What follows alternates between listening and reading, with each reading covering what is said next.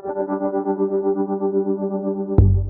was getting this feeling of being watched, and I spun around, and right there, I saw something dark, real dark.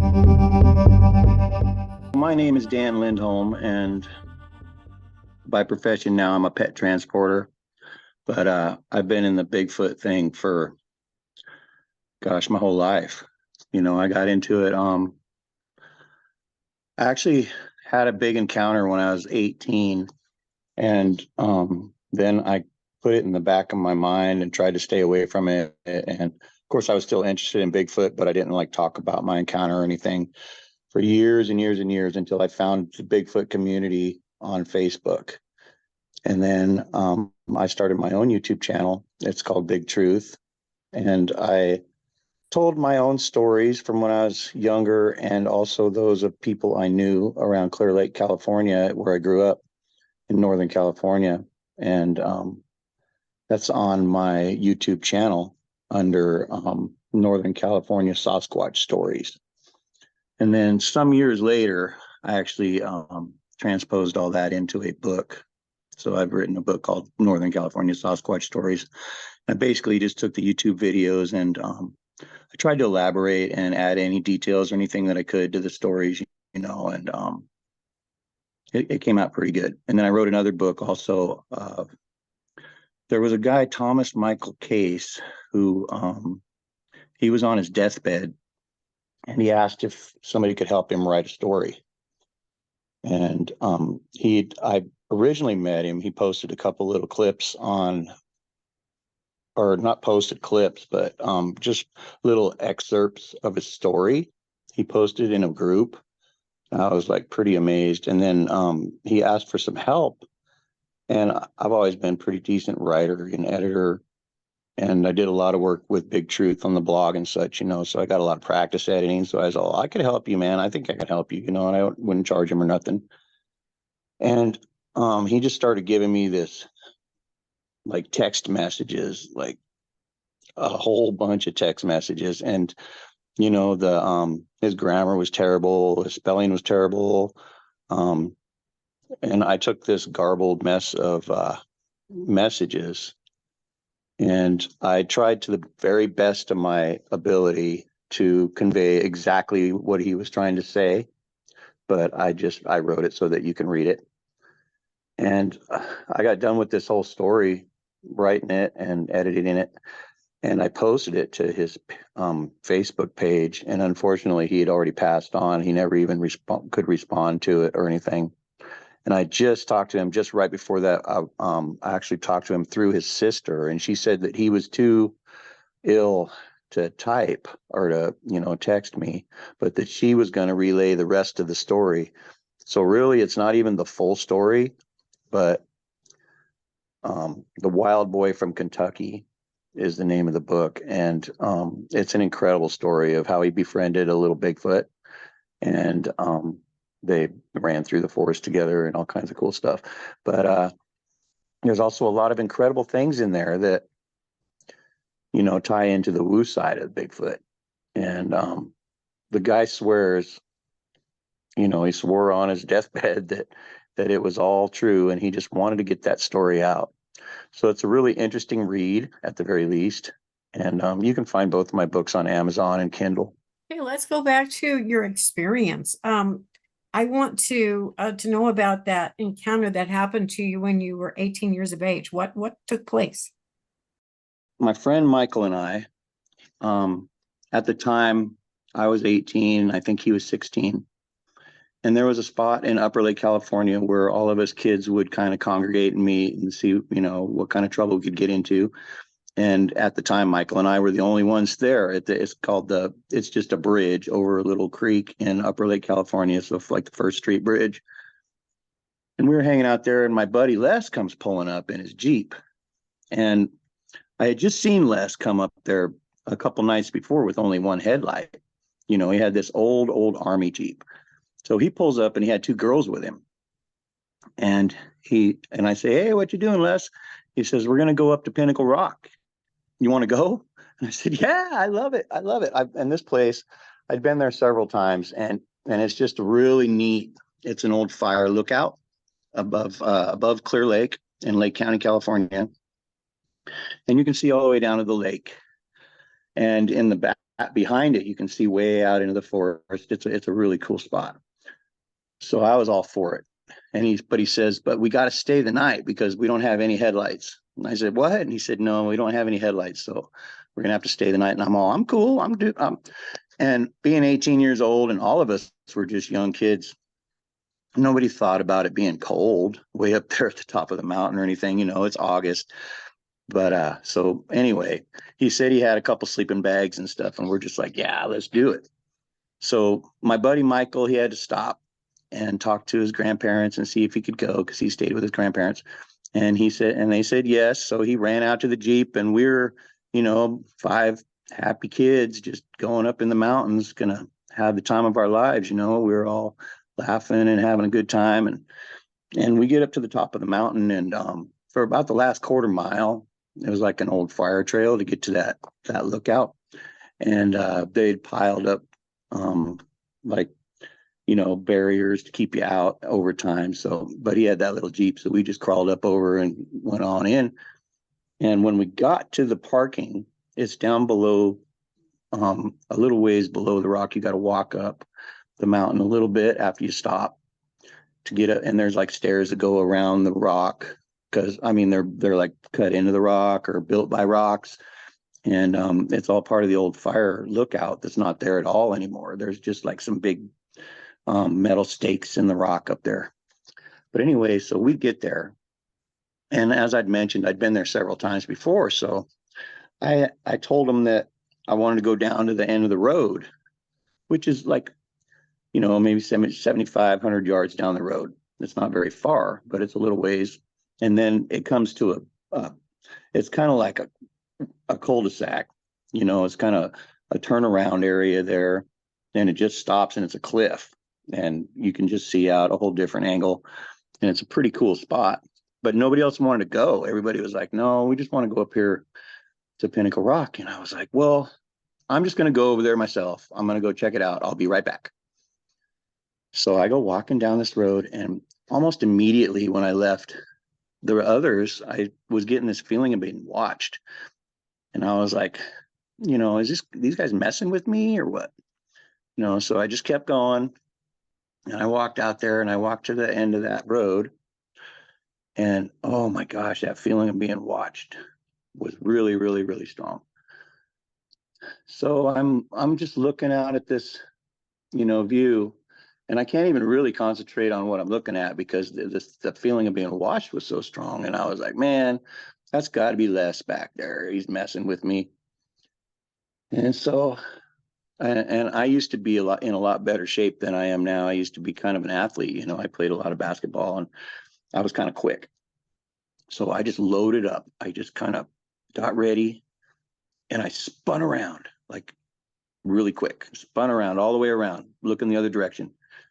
And when I spun around, something took off from there was bushes. Like I say, it was a cul-de-sac. So right where, like at the opening of the cul-de-sac, where it turned back into the road, there was bushes, big bushes on both sides of the road right there. So it got real narrow. And right there, I saw something dark, real dark, took off and went behind the bush. And at the time I was like, and a really, what it was hair. It was like, and it went up like 6 or 7 feet in the air. I see this, it was just hair flying sideways as this thing went behind the bush. And all I could think of was bear. And this is a really good point about almost all first encounters is you tend to try to put this in a box, something that something you're familiar with, something that's supposed to exist. So here I am, and I thought for sure it must be a bear, and looking back, it didn't have fur, it had hair. So it doesn't even make sense that it was a bear. But anyway, I got back and I was pretty much Olympic walking on the way back because I knew better than to run. I learned that with wild animal of any sorts. So I'm like Olympic walking back super fast. And oh man, that feeling of being watched was so strong all the way back to the others. And as I'm walking up the side of those like steps, I said on the rock, oh my gosh, the hair was just standing up on my head and my neck. And I got to the top of the rock, and everybody was just kind of sitting there taking on the view. And I says, I saw a bear. I think I saw a bear. And the first thing Les says is, was it the monkey man? And I was like, no, man, I think it was a bear. I saw something, it was black. And he's all, are you sure it wasn't the monkey man? And then he started telling us these stories about being out in the woods and how they throw rocks at you and they whoop. And, he starts talking about all these things, which, later in my life, I find out to be, pretty good clues that he was really, had some Sasquatch around. So he's telling us about the monkey man, and we're all sitting on top of the rock. And we were kind of sitting like cross-legged on the rock. And myself and Michael and the two girls, I keep saying two girls. I can't remember for the life of me the one girl's name. She wasn't from my school or anything. And I'm trying to remember this other girl. I know this other girl's name, but I can't recall it right now, that she did go to my school. But anyway, so myself, Michael, and the two girls were facing Clear Lake, looking towards Lake County. And Les was opposite us, looking behind, looking the other direction. And he's telling us all these stories. And all of a sudden, Les jumps up and runs past us. And he's looking over the back of the rock. He's all, did you see it? Did you see it? And I was like, no, man. What? And he's all, there was a little one. There was like a little Bigfoot. And he poked his head over the back of the rock looking at us. And I saw him and I ran back there and he scurried around the side of the rock down. And this was unbelievable, not just because, Bigfoot again, but because scurrying around the backside of that rock, it's a cliff. I mean, it's a sheer cliff, probably 7,500 feet before it's just shale all the way down the mountain. So it was pretty unbelievable. And we're like, dude, stop, and he's all, no, I promise, I swear, it really was. It was there. And I'm like, no way, man. So then he's telling me some more stories and it's starting to get a little bit dark. It's probably like 7, 8 o'clock in the evening, something like that. And so, well, first, not long after Les saw that thing, we heard something go down the back of the mountain. I mentioned it was shale, like from the bottom of the cliff on down. Something went like halfway down the mountain and just stopped. And we're like, what? Unless he grabs this big chunk of rock and he throws it. And we hear this rock go like all the way down the mountain. It's at least 1,000 feet, probably 1,500 feet. It's way down to the bottom of the mountain right there. And you could hear the rock go all the way down. And then he threw another rock and it went down a little ways and then it hit a tree. Bam! And so all in all, we probably threw about 6 or 8 big old rocks down this hill and listening to them go all the way down or hit trees. But the odd thing was nothing ever just stopped halfway without hitting a tree, of the rocks that we threw anyway. So it was kind of odd. The sound went down there. Anyway, it was, like I say, it was getting dark. So we decided we better get some wood up for the fire. And we decided we're going to have a fire. We always had a fire. So anyway, we go out there and it takes us about 10 minutes and we're all dragging big pieces of wood and stuff from the surrounding woods. And we got this big old pile of wood up. And Les and I were down there trying to start this fire, couple little pieces of newspaper he got in the Jeep. And then he only had like 4 matches. And we had no lighter. He had a flashlight. And it was one of those things back in the day where you'd have to hit it to make it work. And then it would go right back out. Like the batteries were dead. So anyway, we weren't very prepared for this whole trip. But we get down there and we try to light it, and that first match just goes right out. It's like, oh no. And then we light with the second match, and we got some of the paper going, but then it went out. And it's like, oh my gosh, And then right about then, this big old rock hits about 10 feet from us, and it rolled right by our feet. And when I say big rock, I mean it was probably 40, 45 pounds, piece of granite, big egg-shaped piece of granite. And I was like, what the hell? And I told Les, that must have fell off of the rock over there. He's all, there's no way. Because as I'd mentioned earlier, we were in between the parking and the rock, a lot closer to the Jeep, a lot closer to the parking. So we're down the hill a little ways from the actual Pinnacle Rock. So it really didn't make any sense at all that it had just fallen right there. So this big old huge rock just comes flying out of nowhere. And, and this is right after we threw a bunch of rocks down that mountain. So I think it was retaliation. But anyway, we didn't know what to think of it. Me personally, I still wasn't thinking Bigfoot. I was just like, and like I said earlier, you tend to put stuff in a box and you deny stuff and you just think, nah, I don't know, man. And you just leave it at that. And there was actually stuff going on, you know what I mean? So then the next match, we got that fire going finally.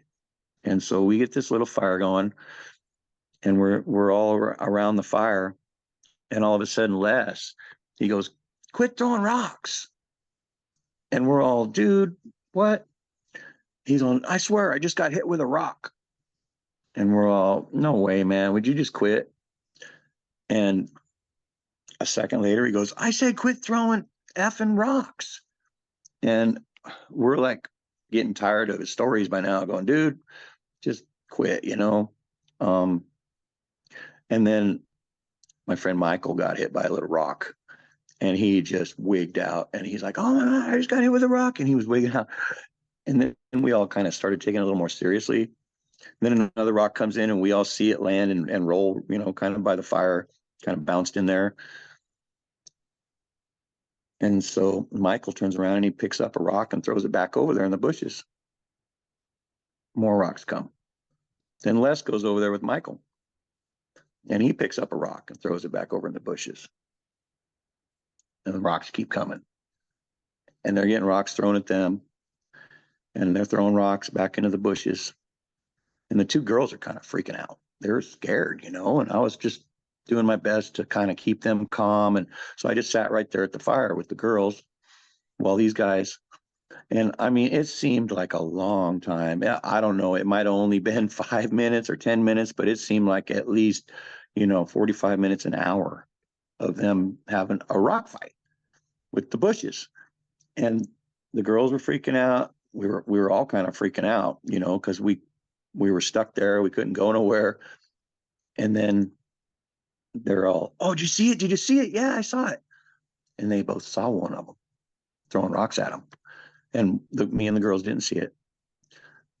And then it was only a couple minutes later, Michael, he starts running backwards and sideways at the same time going, twins, twins.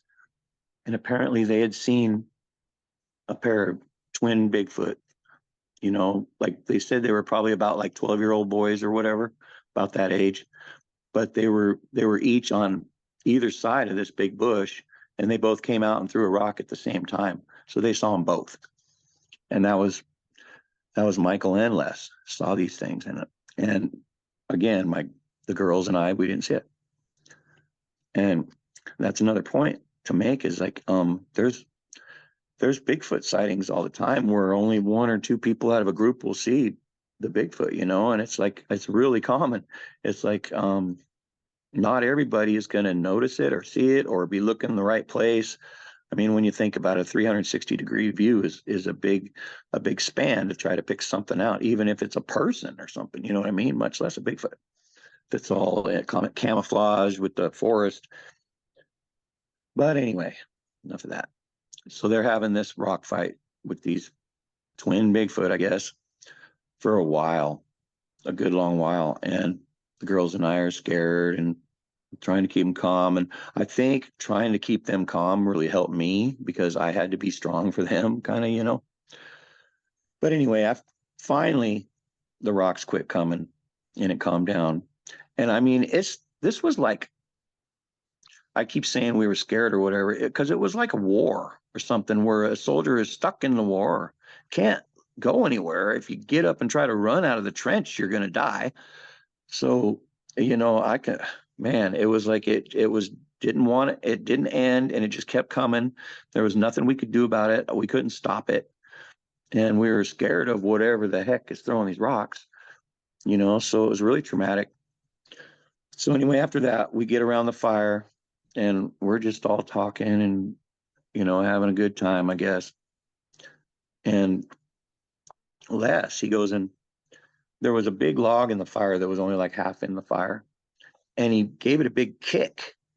And if anybody been around these campfires, you know that if you disturb it real good, it like blazes up, all the sparks fly in the air, everything around you lights up. When he did that, this girl that went to my school, she was sitting right next to me, and the other people were distributed around the fire.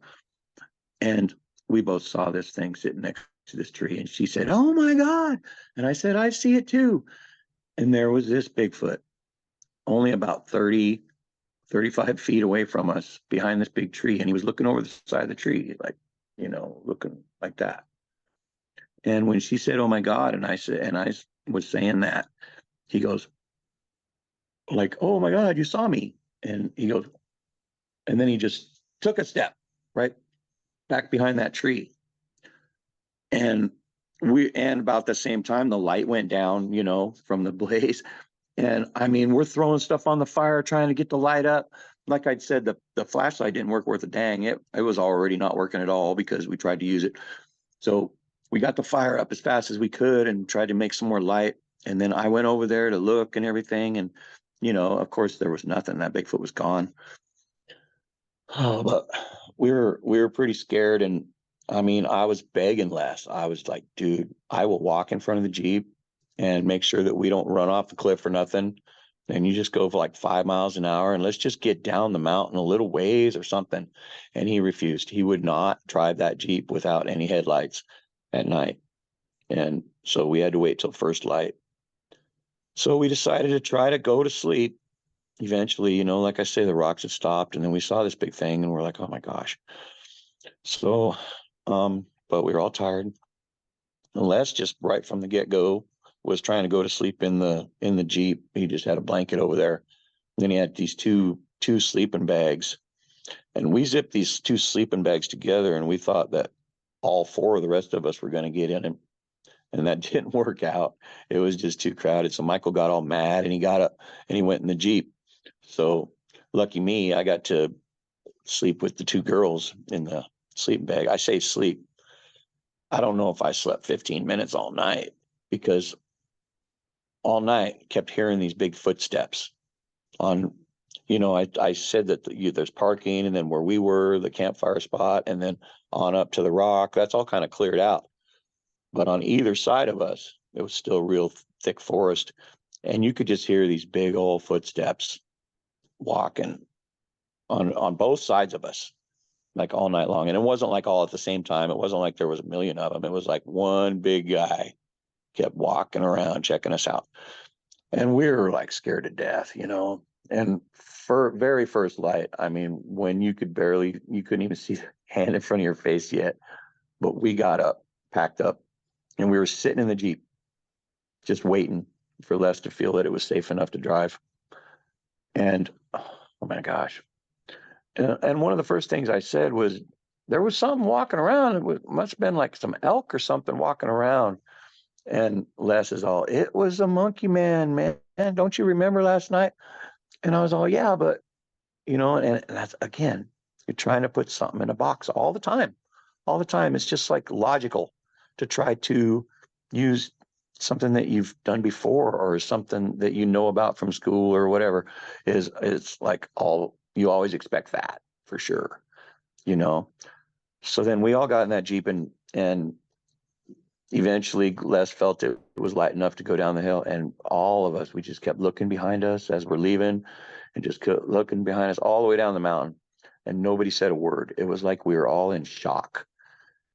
And it was probably a few months later, we were at a house party, and Les was talking about this and telling everybody, the story. And I walked into the room, and he's all, "Oh, there's Dan. Dan, come here. Tell him about the monkey man and stuff." And I just kind of walked up and said, "Oh, yeah, yeah, yeah." And I just turned around and walked away. And I kept that to myself for years and years and years because, I mean, what I saw looked like a big old wild man. You know, he did have a big nose, big mouth, you know, the prominent brow ridge that you're used to seeing.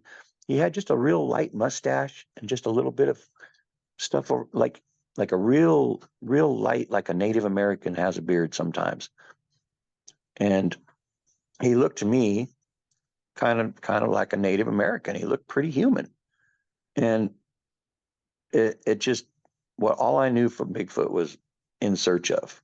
And they were supposed to be a big old upright ape, you know. So I didn't believe it. I didn't really believe it for years and years and years. I didn't even really know for sure 100% that I even saw a Bigfoot. I didn't know what the heck I saw. I didn't know what it was. And then I got in the Bigfoot community around 2010. I discovered that there was such a thing as the Bigfoot community on Facebook. And I got involved with that. And then I started seeing other people that had also seen human like Bigfoot. And it, like, bells went off. And about that same time, you know, like the next year, you know, 2011 into 2012, the Melba Ketchum DNA thing was going on. I thought for sure this is gonna be it. It is gonna be discovered. They're gonna have a name, and I was like, man, I need to get my stories out right now because pretty soon it's not gonna be even a big old thing, you know. So and that's when I started my YouTube channel, and I got all them stories on there. And then it wasn't too long after that I got involved with Ed Brown, and we started doing interviews with people who have a name in the community like you do. Wow, that is quite a story. It had to be kind of frightening, and I like the way that you put it in perspective because I think this is so true. We tend to try to classify things with something that we know, and also it makes us feel more comfortable that we're not dealing with a reality that we haven't dealt with before. So since then, have you had other experiences as well? Yes, I have.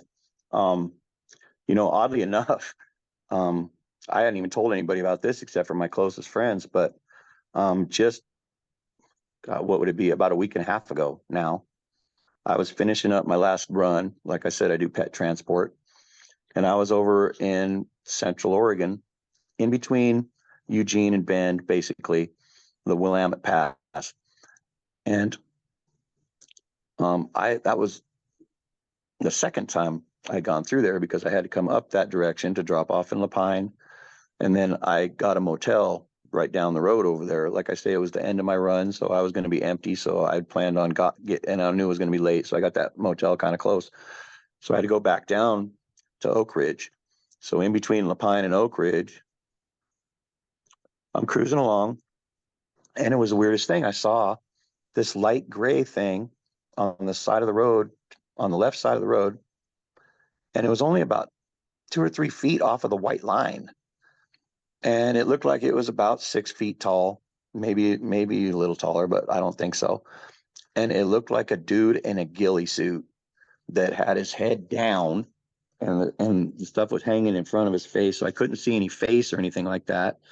And the shoulders forward and the arms in front of the body, and just standing there like it was trying to look like a tree. And it was I noticed it was a different coloration than the whole rest of the forest. It was like kind of a light gray in the headlights. And so I kind of saw it coming up in my peripheral. And then at the very last second, I looked, and that's what the image was in my mind. It looked like a guy in a ghillie suit. And I was like, what in the heck? And then almost immediately, I saw movement in the bushes on the right side of the road, just like right on the edge of the headlights. And a second later, something hit the side of my van. And I was like, what in the heck? And I looked really good later. I didn't see any marks or anything. But the thing is, this thing didn't hit the bottom of my van like I ran something over. It didn't hit the top of my van like a branch fell off a tree up there or something.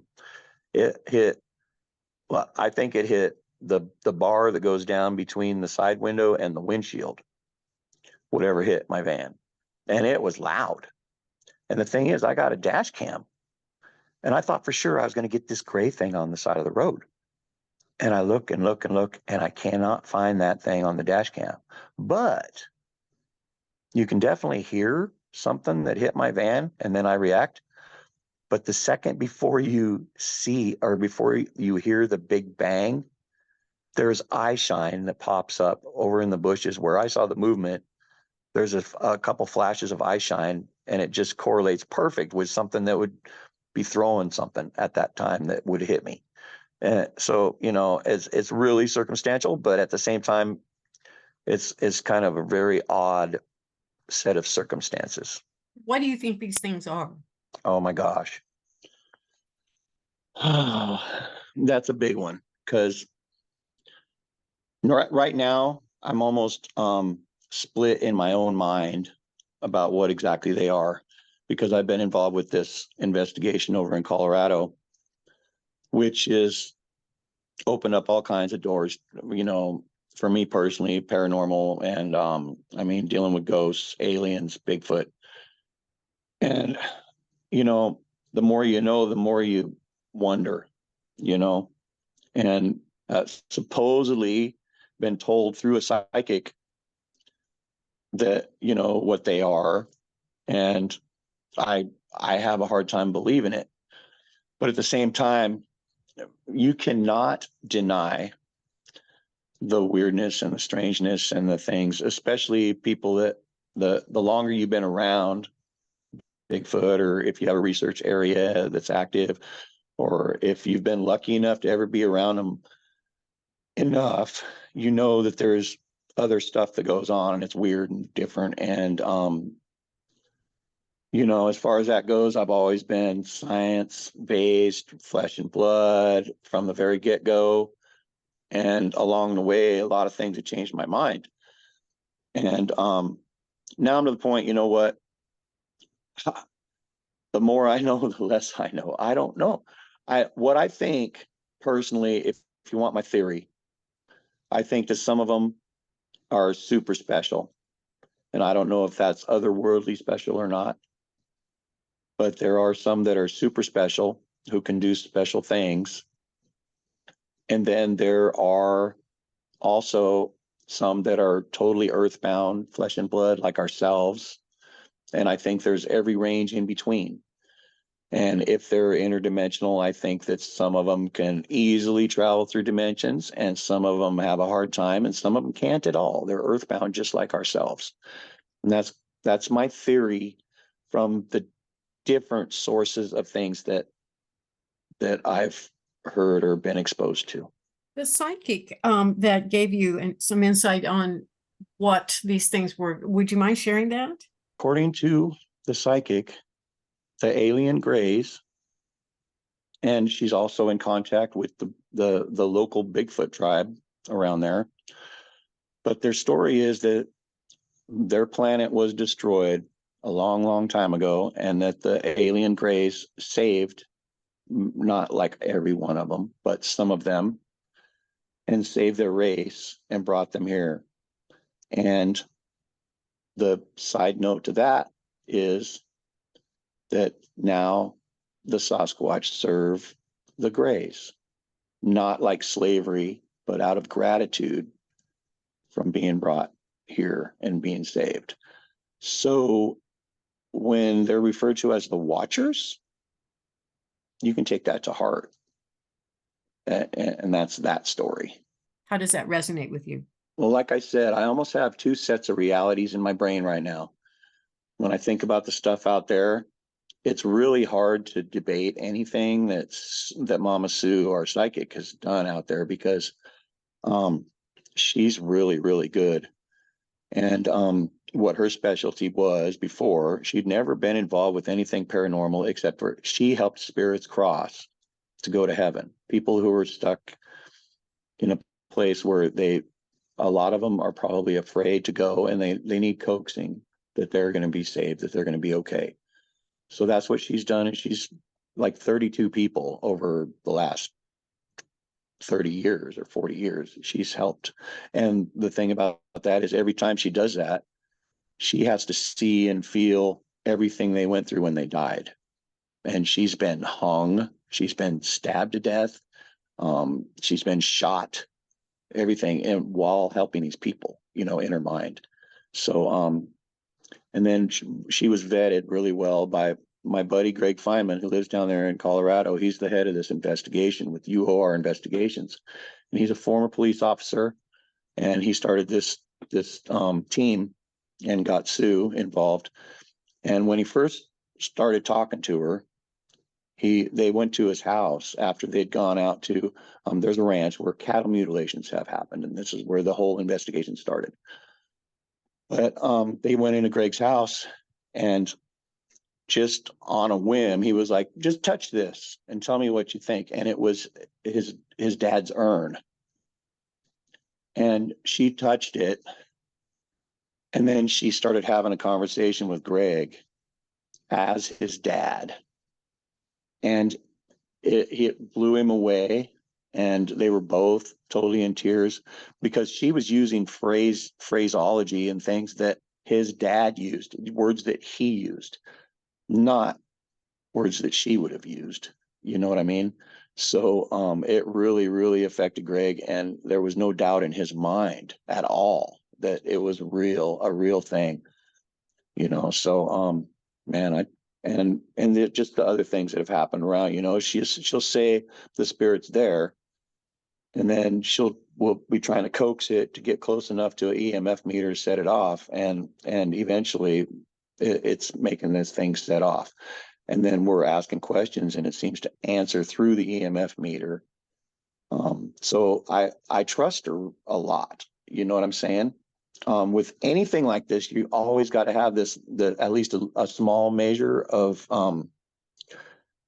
just you're not totally 100% because of the nature of it.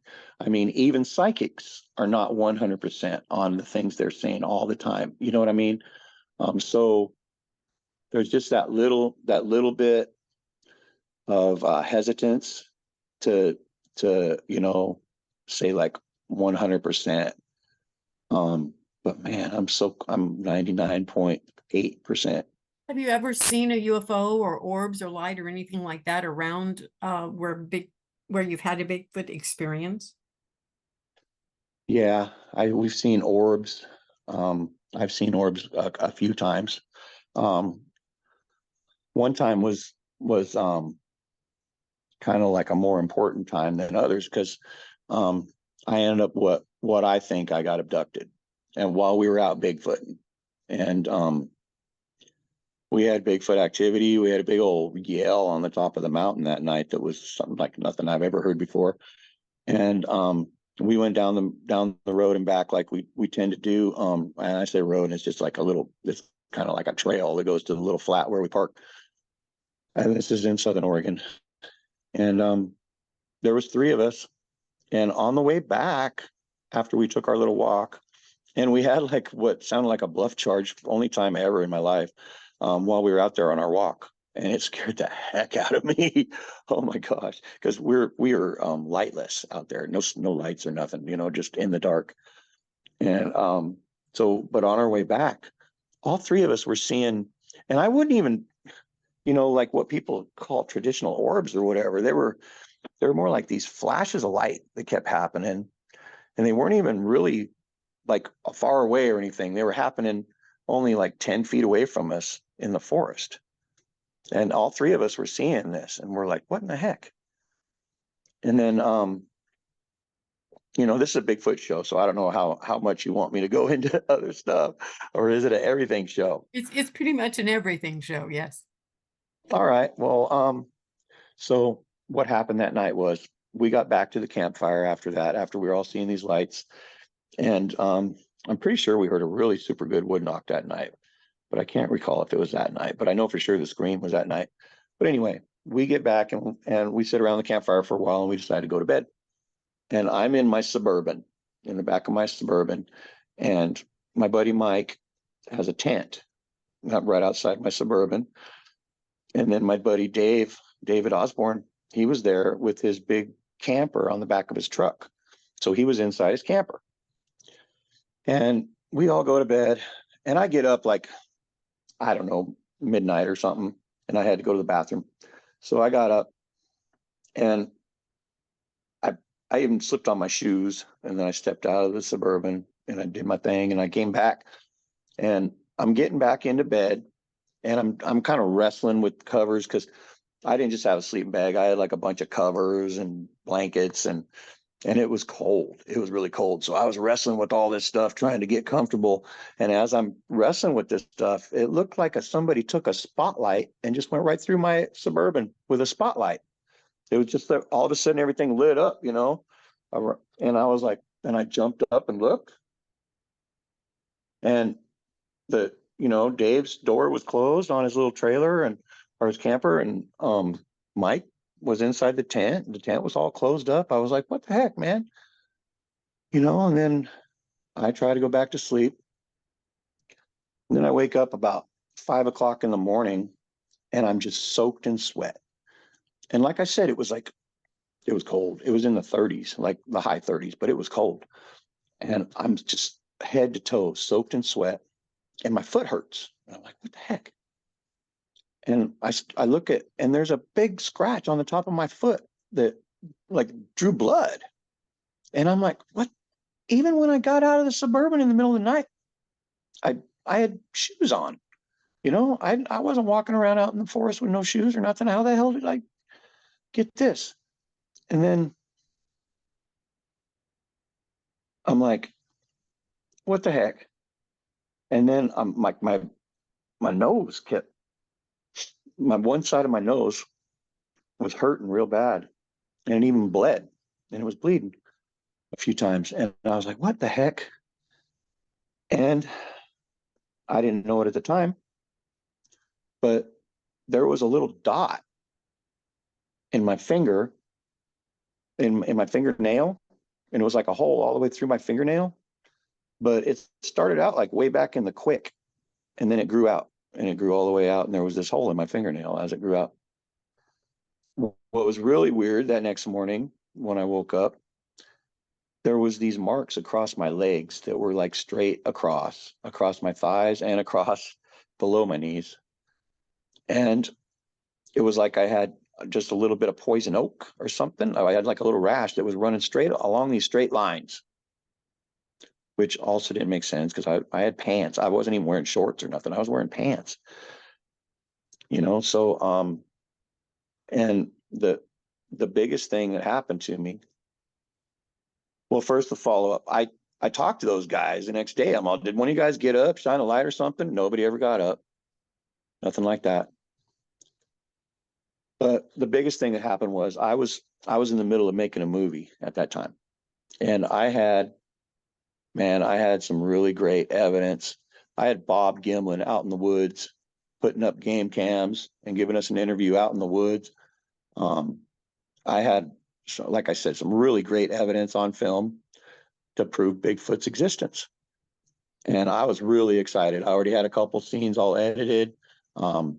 It was pretty much all I could talk about at work or anywhere, anytime. I was really, really excited. I thought I was going to kick this thing's butt. And something happened that night where there was a flip, like a switch flipped in my brain, where all of a sudden nothing was good enough. Nobody was going to believe anything there. People were going to be like saying my evidence was bad. All these doubts, just doubts. But not only that, I literally, there's like a mental block where I find it hard to even open up my laptop, just to even open the lid on the thing. And I haven't hardly touched that thing since.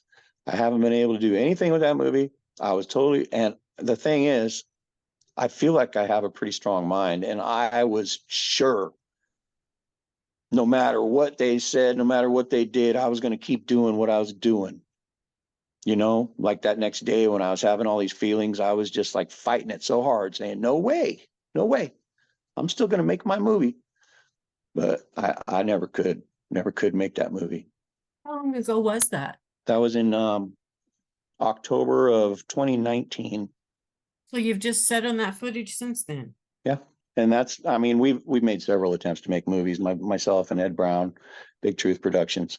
But that one, boy, I was, right now we've we're actively looking for an editor because we've got a movie about the stuff in Colorado I was talking about, where we went out and we got all the interviews. And the thing about Greg being an ex-cop, he's set up. He's got everything that he was telling us about back in the beginning. He's got on video.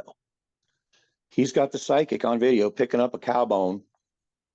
And this was the first time that this ever happened when she, became part of this. The first time she went out to the ranch and she picked up a cow bone and she started feeling everything that cow went through. Like I said, when she goes, and when people die, she dies too. It was the same thing with this cow. And she described how it was like bathed in light. There was light all the way around it. And then it went straight up, whoosh, straight up into this craft. And then all the blood was taken out, like immediately, just whoosh, all gone, all out. And then they did these other things to the cow, like all the real common things that happen in cattle mutilations. They take out the jaw, and the blood being gone is a big one. But anyway, she went through everything, the cow, and the terror of the cow. She said the cow was just so terrible, and she was crying, talking about this. And then she says, and there's people too, and some of them aren't alive anymore. And I mean, it's pretty compelling footage. I mean, you can't. It's crazy. It's crazy. And then they've had continued contact ever since then, because that opened up a door for her to the Grays. So it's a really, really, when we were there this January filming, we were just there to document everything that he's already got, everything that's already happened. And we were in his house, and the psychic got attacked by something, and she saw it coming at her with her hands. She said it was like white, translucent, this thing coming at her, hands out, and it had red eyes. And it came straight at her. And this, she's in her 70s, and she jumped out of this chair and ran and into Ryan Singer's arms. My buddy, the comedian Ryan Singer, he was there with us. And he was actually filming in the back down the hall, because somebody'd seen a shadow man down there already. There was all kinds of stuff going on at this house. But anyway, he spun around, and in the video, you see her just terrified, running towards him. But the thing is, he caught something else on that video. Whatever came at her, you see it leave in orb form, going back the same direction it came from. And then it turns, and it heads straight for Ed Brown's upper chest. Like it was heading right to here. And it did this. It went, I don't know if I can make this happen. Here we go. It came at him, and it went like that. And it's on film. It made an intelligent move. We went frame by frame to make sure that it wasn't like a lens flare or anything like that. Not in the least. It's totally independent of the lens and the film. It's one of the best best evidence of an orb that I've ever seen, because of the intelligent moves and the fact that it makes so much sense that that thing came at her, and then when he caught it leaving, and she saw something because she's psychic. All he caught on the camera was the orb. So this is part of yet a different film that you're going to be doing. Yes, the one that I'm trying to work on right now. Is that by chance the same location of the animal mutilations that Linda Moulton Howe worked on initially? I'm not sure. She's aware. She's actually talked with Greg, and at the time COVID was still going, and her health wasn't the best, but she was wanting to go out there. I don't know if she's been there. There has been a lot of research done at that ranch, a bunch. He's been on, National Geographic, the History Channel, Ancient Aliens has been out there a couple times. It's weird because it's pretty well known in certain circles, but not well known like amongst the general public. And so we're calling it Mutilation Ranch, because it fits for one, but for another, the place just needed a name that people can point to, you know.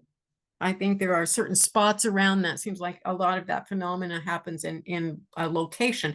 Any thought about that? That a location might be a drawing card for some reason. Absolutely.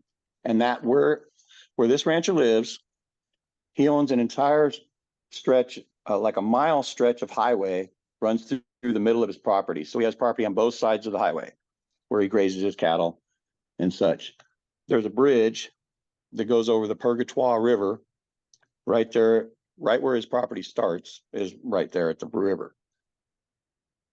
Now, there has been 16 traffic related deaths on that stretch of river, just stretching back to like 1987.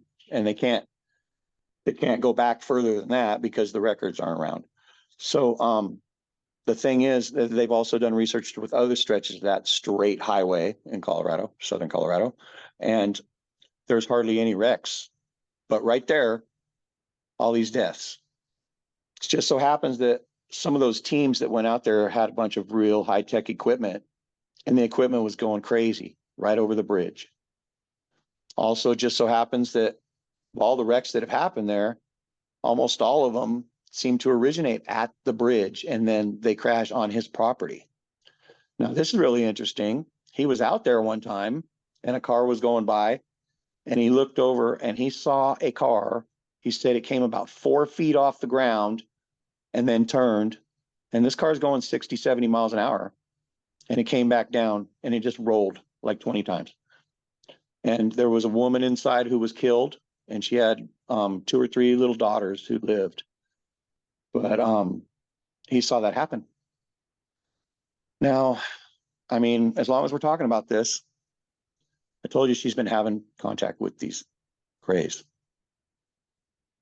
She asked about this, and they told her that they were doing it, that they were trying to capture a soul as it leaves the body.